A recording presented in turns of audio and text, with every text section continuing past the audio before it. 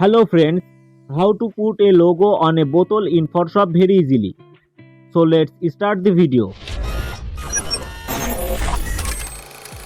So first we input the image into Photoshop and convert a smart object on top layer. Then select subject. Next create a mask.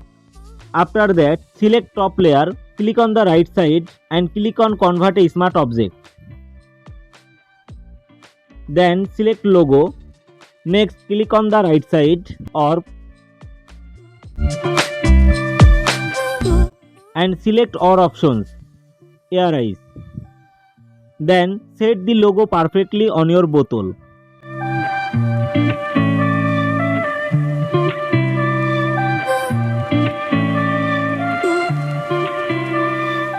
Select background layer and create a duplicate layer.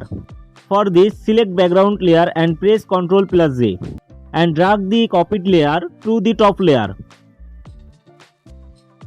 Then click on the right side and create a clipping mask. Next, blending options. Select linear light. Finally, our work is done. So in this way, we can put a logo on bottle in Photoshop very easily. Stay with us by subscribing the channel to get such videos. Thank you.